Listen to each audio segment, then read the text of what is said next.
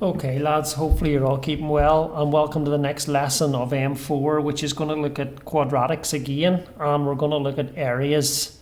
And sometimes you'll be given a compound shape, which is a shape made up of a couple of shapes. In this case, in the example I'm going to show you, it's two rectangles stuck together to form an L shape.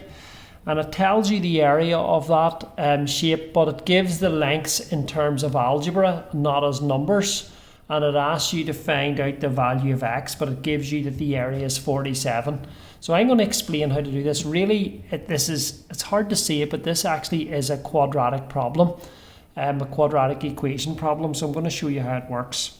Now, first of all, this shape here is made up of, and I've drawn a wee dashed line down, is made up of this rectangle, which I'm going to colour in, that one on the left, and this one on the right, two of them basically stuck together. And what we can do is we can write expressions down for the area of each of these, and it tells you that the area is 47 in total. So if you think about the left hand rectangle, which I'm going to call A, this one, the area of it is 4x minus 7 times 2x plus 4. Remember, the area of a rectangle is the length by the width. So it's this times this. So I'm going to say that I'm going to write down first of all that 4x minus 7 times 2x plus 4. So that's the area of this bit. The area of B is 5 times 2x minus 1. It's this times this. So I'm going to go plus 5 times 2x minus 1 equals 47. Remember, it tells you in the question that the area of these two added together is 47. So I'm just writing down an equation from the diagram for that to happen. Now, what I'm going to do is I'm going to multiply these two brackets out and multiply this bracket out, tidy it all up, bring the 47 over to the left, and I should be able to get a quadratic equation that I can solve. Now, if I multiply this out, 4x by 2x is 8x squared. Then you've got a 16 minus 14, which is plus 2x, minus 28. Now, you can do a grid with these two, and you will get this here, okay? Plus 10x minus 5 equals 47. So all I've done on that second line is times the brackets out and simplify it a bit. I can still simplify it a wee bit further by saying it's 8x squared plus 12x minus 28, take away 5 is minus 33 equals 47. Now, it's nearly a quadratic. Remember, I said to you before, if you want to solve a quadratic, you make it equal to naught. So the 47 I'm going to bring over, okay?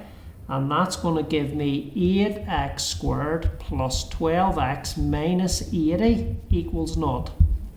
So what you need to look out for here is, can I divide through by a number that's common? And I can see that 4 will divide in through here, so I'm going to divide by 4. So that gives me 2x squared plus 3x minus 20 equals naught.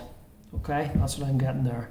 So if I divide by 4. So you can see there's my quadratic equation. Now what I can do is, you're asked to find the value of x. So I'm going to solve this quadratic using the formula.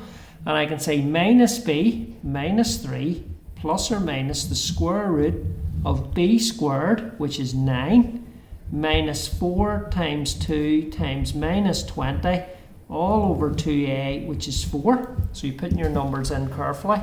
Now this is going to be, if you multiply this up, that's going to be 4 2s is 8, 169 that is. I'll just check that in the calculator. So 8 by 20. Yeah, that's 169. So it's minus 3 plus or minus the square root of 169 divided by 4. Now the square root of 169 is 13. So it's minus 3 plus or minus 13 over 4. Now if you take the plus answer, you're going to get 10 over 4, which works out as 2.5. Okay. And if you take the minus answer, you're going to actually end up getting minus 20. You're going to minus 16 over 4. You're going to get minus 4. Now, that doesn't work because x is a physical value. If x is minus 4, it wouldn't work out here as a proper value. So it's not one that we're going to use, okay? Because if you take the negative one, you're going to get minus 16 over 4, which is minus 4. And we're not going to use that value because if you put minus 4 in for x in the diagram, which I'll move down for you up here, it doesn't work because x is a physical value, okay? And it's going to end up with a negative length, which doesn't make sense. So our answer then is going to be 2.5, okay, for x, and that's how you work it. So what I'm going to do is post 2 problems today that I want you to think about and I want you to do for the end of the day, which is problems on areas, where there will be a shape given with an area and it'll be given as an algebraic lengths on it, so that lengths aren't given as numbers. And what you're going to have to do is form a quadratic equation and solve it in order to work out the actual lengths of the shape. Okay, good luck. If there's any problems, send me a message. Thank you.